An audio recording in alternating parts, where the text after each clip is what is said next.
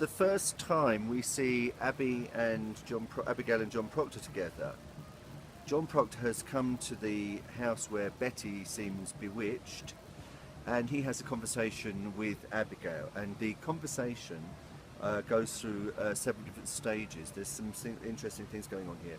First of all, he doesn't call her Abigail, he calls her Abby. Now that's quite intimate, isn't it? I don't think anybody else calls her Abby, maybe they do, but that's a bit intimate. And he's quite soft with her to start with. And we can see that despite the fact that this thing has gone between them and she's been kicked out, there's a softness in him for her, and there's a definite softness within her for him. Now, she says to him, John, give me a soft word. He tells her then to put it out of her mind. And then she starts to try to be manipulative and persuade him. And as the conversation goes on, she talks in certain terms which make it clear the kind of relationship they've had. So she's trying to remind him of that. But then additionally, he says, he's trying to distance himself from it. He makes it clear to her that it can't happen again. And she says, come on, John, don't try to give the impression that there's no sort of feelings left inside you for me. And he tries to tell her that it's not. And she says, do you tell me you never looked up at my window? Which he can't deny. So he's clearly still had some feelings for her once that relationship was over, and that's not surprising because the relationship was over because he was found out and he ended it, but also because it goes against his religious faith, and he doesn't want to be awful to his wife and hurt his wife.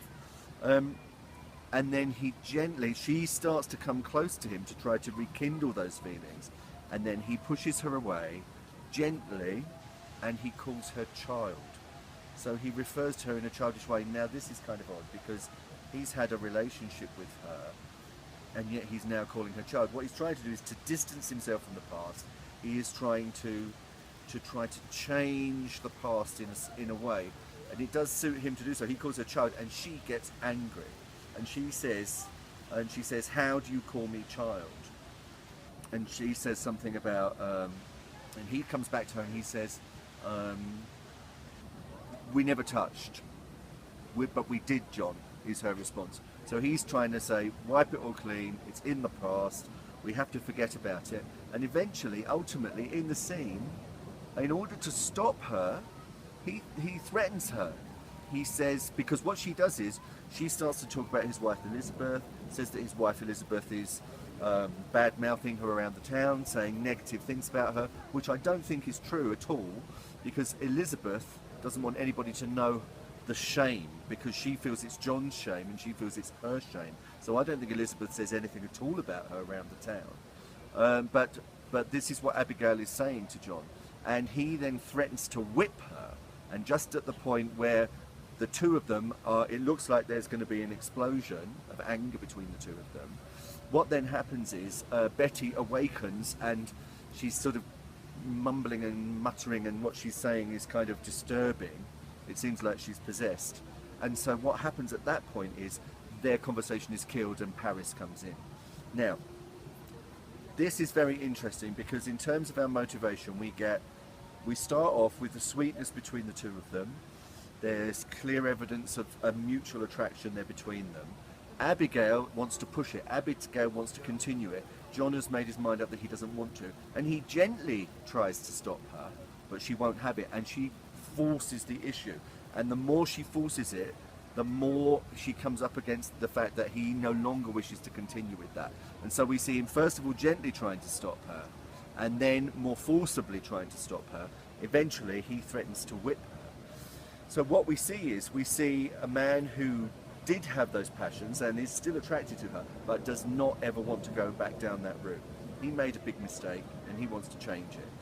But the problem here is that he calls her child, but the act of sleeping with her has made her no longer a child. She is now a woman, isn't she?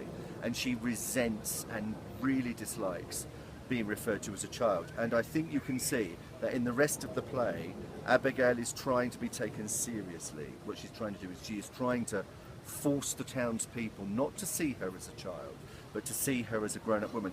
And also, if she's a child, how is it that she can cause the death of anybody in Salem if she calls witchcraft on them? She accuses them of being a witch. So if you look at the psychology of Abigail, you see a girl who fell in love with the man, had a relationship with him despite the fact she was married to somebody else, a girl who despises the people in the village. It's clear in this section, in Act 1, that she despises the people of the village and calls them hypocrite. In this section that I've just looked at, she calls them hypocrite, and she wants to distance herself from them. But when she can't get her own way with John Proctor, and when he calls her child, when he threatens to whip her, when she feels powerless, psychologically there's a change there in her. You can see that she's a determined young woman. She is determined to make these people recognize her status and her importance. And this is one of the reasons why the things that happen later on in the play happen later on in the play. She is willful, she is manipulative, and actually ultimately she's a cruel person because she happily sends people to their death and is not bothered about sending them to their death. John Proctor, he's more complex than that. We see kindness in him, we see love, we see affection, we see warmth, but we see a man who is resolute now. He's made a mistake, he's not going back down that way again, and he will do whatever he needs to stop anything else happening there. He's resolute, even though he has feelings for her. He made a mistake, he understands he made a mistake, and he wants to be a good Christian, he wants to be a good husband to his wife, and he wants to be a good father to his children. And he won't let anything come between those things, even though his fatal flaw caused the whole chain of events that lead to this issue in the Crucible.